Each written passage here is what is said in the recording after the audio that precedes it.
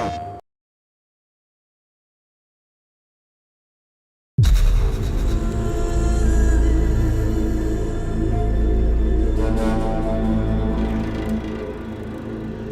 my name is Mark Norris, Senior Producer for Guerrilla Games on Horizon Zero Dawn.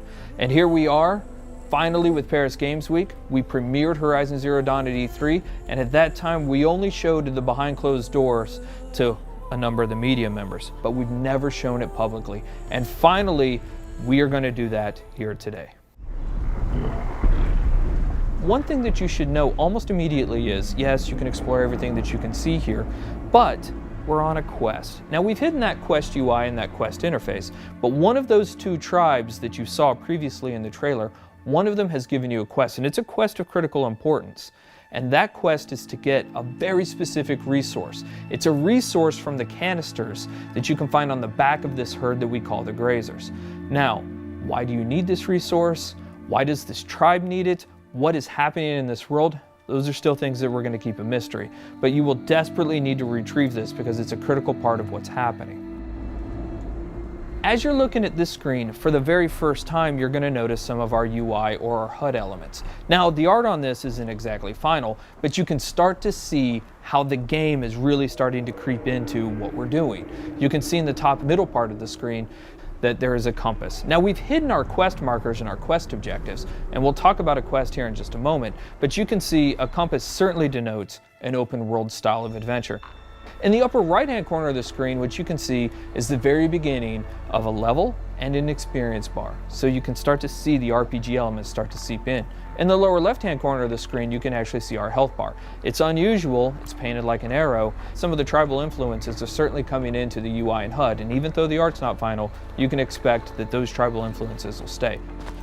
You've seen a number of locales inside of the trailer for Horizon Zero Dawn. You've seen some desert, you've seen some snow, and of course you see here the forest. And currently Aloy is crouched in what we call some stealth grass or some tall grass. Stealth plays an incredibly important part of Horizon Zero Dawn. In fact, you can see the UI element for this. Right underneath the compass is a little circle. That is in fact a stealth indicator. And so Aloy will need to wait for the right moment in order to introduce that stealth attack. Sorry, little one. So we mentioned that there are a couple of RPG elements, right? One of those things that you just saw, especially if you've got the keen eyes or if we zoom in on it, is the number 825 that just popped up. So that number 825 is incredibly important. Why? Because it denotes that there are, in fact, RPG elements hiding behind the hood. That is a damage value. We call that floating combat text, and you can see that number pop up. But now we've actually also gotten into the loot menu. Now, we've described previously how important the machine parts are to the world of Horizon Zero Dawn, but here we're showing you some of those parts. In fact, that flame coil that you can see on screen is one of the elements that's required to build explosive arrows. Now, machine parts are incredibly important. The economy, the entirety of the world of Horizon Zero Dawn is built around these machine parts. So here you can see Aloy picking up what is essentially a couple of health plants. Now, those will fill up your health if you get low, but the important thing here is actually what they represent. You will want to explore every nook and cranny of this open world. The ancient city, the tops of mountains, rivers and valleys, all kinds of settlements, because you never know what you'll find. Guerrilla's DNA is strong in Horizon Zero Dawn. We've talked about this game being an action RPG, but Guerrilla Games is really known for its action. What Aloy is going to do here, she's going to use what we call the explosive tripwire. And that is really used as a trap. It can be used as a defensive countermeasure, but it's mostly used as a preventative measure. She knows, because she spent so much time with these machines, that these grazers are incredibly skittish, that they will run off at the first sight of her or the first sight of noise. And she knows that if she's going to complete this quest, she's got to get those canisters. So for her, the best way to make sure this happens is to set these explosive tripwires down and try to find a way to force the grazers into the traps. So that's what we're going to try and do. We're going to set down a couple of these traps and we're going to try and create a distraction.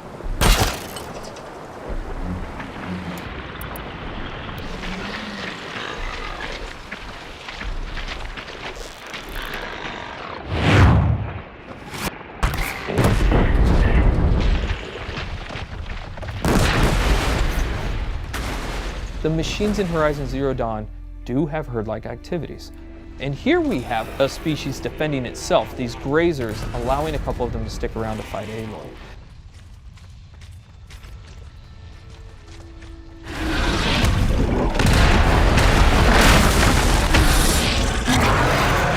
This is the mighty Thunderjaw. One thing that you will immediately notice is the size differential between Aloy and the Thunderjaw. The Thunderjaw is 24 meters long and it's 10 meters wide. It has 93 destructible armor plates, each with its own health value, and it has 271 animations and 67 VFX. It has 12 attacks, it's 550,000 polygons. And so what we're taking a look at here is actually some of the strategic and tactical elements of a fight that Aloy will want to think about when she gets engaged with the Thunderjaw. So we're going to take a look right here at the fact that there is actually some weak points on the Thunderjaw. As you're taking a look at the leg here, that orange muscle that you can kind of see underneath there, that is also a weak point. If you're able to hit that, you're able to do 4 times the amount of damage that you would ordinarily do. Now the question is, how would you actually take off that armor plate? Now we give you a couple of options there, but the best option is to use the machine itself. So we're taking a look at the disc launcher right now, and you saw earlier in the E3 trailer that you can shoot off the machine. You can shoot off the disc launcher, but you didn't know why we did it. The reason why we did it is because it takes a lot of arrows to knock off a Thunderjaw's armor plate. But if you can knock off its disc launcher, you can pick the disc launcher up and use its own weapons against it, and that's one of the best ways to take down the Thunderjaw.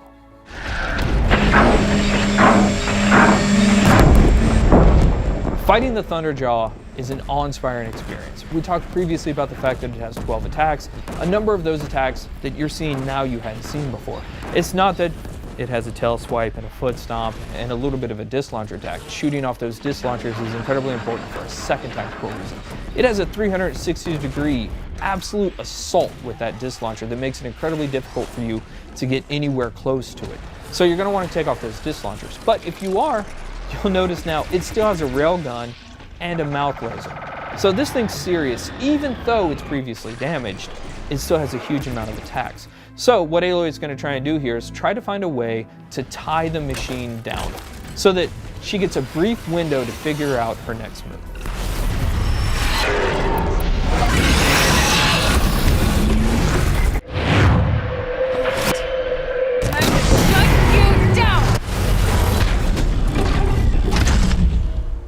So that was the playthrough of the behind closed door session of Horizon Zero Dawn. We cannot wait to show you more. We're going to show you something brand new and something huge next year. Thank you.